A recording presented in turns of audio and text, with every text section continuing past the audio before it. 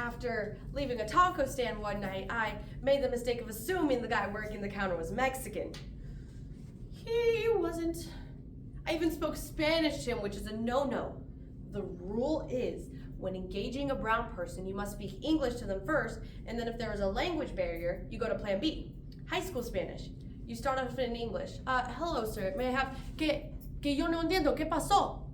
Oh, hold on. I got this. Hola.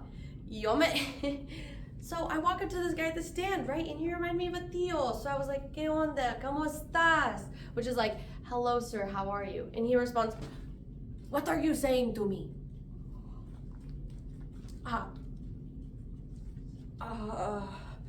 I'm sorry, sir. I thought you were Mexican. No. I'm not Mexican. I am Greek. Greek.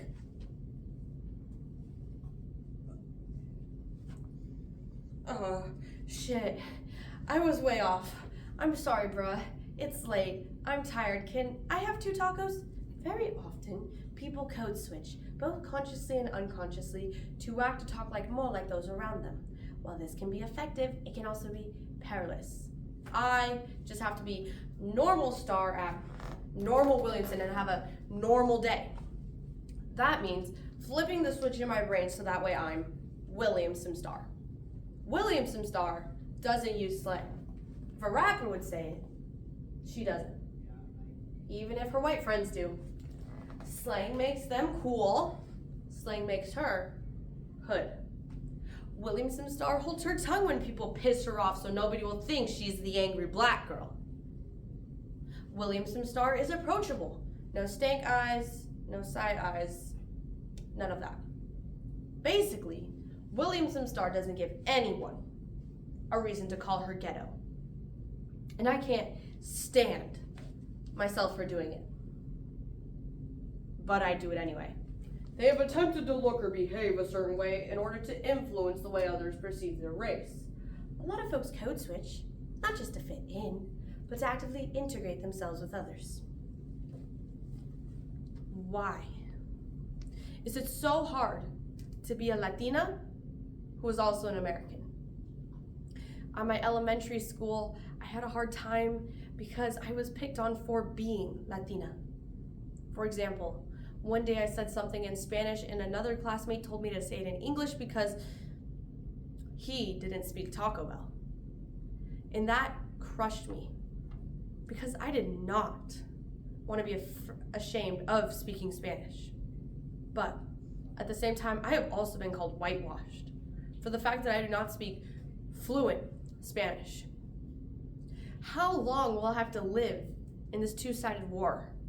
So, explore with me what it is like to be a Hispanic person in America through the prose. Why Imposter Syndrome Goes Deep for Multiracial People by Jennifer Chang. Multiracial in America by Pew Research Center. Code Switch by NPR and Identity Development for Teens of Color by Joanna Williams. The Poetries, The Hate You Give by Angie Thomas. Anomaly written by Lecrae. And the Dramas, Gabriel Iglesias, Danny and Fluffy, Spider-Man Across the Spider-Verse, and Selena. Anomaly, a program about how to overcome and thrive through the everyday struggles of being a Latina in America and being too much for some and not enough for others. I can only speak to my experiences, but being Chinese and Puerto Rican made me feel like I needed to be more of those identities in order to be accepted by people who identified as being Chinese or Puerto Rican, including my own family, because I didn't have the same experiences as them. I've always been considered half or watered down versions of my Chinese and Puerto Rican identities. They don't accept us there. They never have. Hello, we're Mexican. No. We are Mexican American. And they can be mean and tear us apart over there. Teens this age are typically aware of stereotypes, both positive and negative, associated with their racial group. This may make them more vulnerable to stereotype threat when concerns about living up or down to group stereotypes. I've been singing in Spanish for 10 years. It's perfect. Singing, yes, but you speak it a little funny. Research shows that multiracial individuals will often have more behavioral health problems than their monoracial counterparts. They face unique stressors and often find it as difficult to connect, even with other multiracial people. More often than not, the parents of multiracial people will not necessarily understand their struggles. There, you must speak perfectly. Angolos jump all over you if you don't speak English perfectly. Mexicans jump all over you if you don't speak Spanish perfectly. We must be twice as perfect as anybody else. For years, I've been taking care of this little boy, right? Making sure that he is loved, that he feels like he belongs, and he wants to go out into the world and do these great big things. And what I'm worried about most is they won't look out for you like we do. They won't root for you like us. Multiracial individuals can often feel excluded from their communities. You're too much or something. You're not enough. My own extended family was very loving and accepting of my little mixed family, but there was always an internal sense of being different. Because I didn't look like them. I couldn't speak like them. Being Mexican American is tough. We must prove to the Mexicans how Mexican we are, prove to the Americans what American. Well, it's a good thing we have frijoles and tortillas to keep our strength up. And menudo. We must be more Mexican than Mexicans and more American than the Americans, both at the same time. It's exhausting.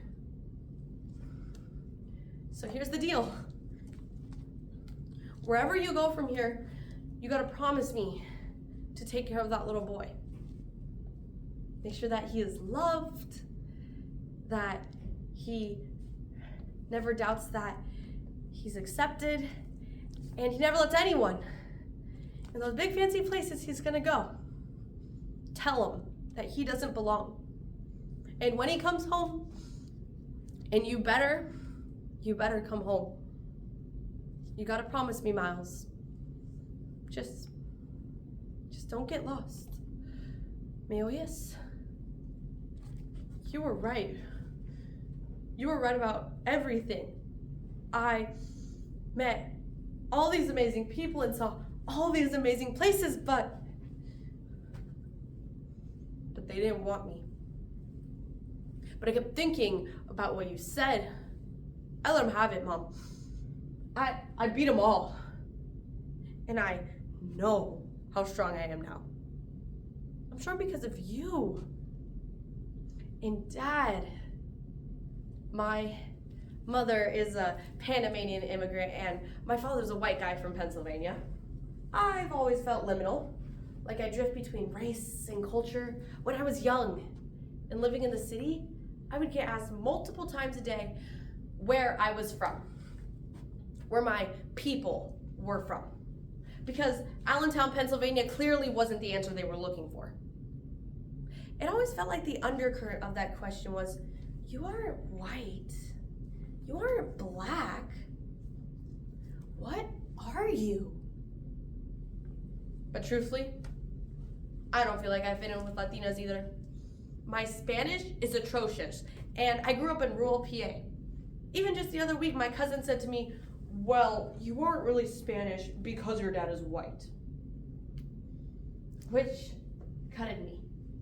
Truly, I identify as Latina. I identify with my mother's country and culture as well as American culture. In shops, I'm treated like every other Latina. Followed around and ignored at the counter. I married a white guy and had children who are blonde and blue-eyed, and I am frequently asked if I am their nanny or their babysitter. And white acquaintances often say, you are white. You act white. To which I saltily reply, why? Because I'm not doing your lawn or babysitting your kids. You need to broaden your idea of what Latina means. Yeah. Anomaly. Deviation from the common rule. Something or somebody that's abnormal, that doesn't fit in. I say, that's exactly what we are. We are the odd, the outcast, the peculiar, the strangers, and they say we don't fit in. But I say we are exactly who God created us to be. Anomalies. Everybody keeps telling me how my story is supposed to go. Nah, I'm gonna do my own thing.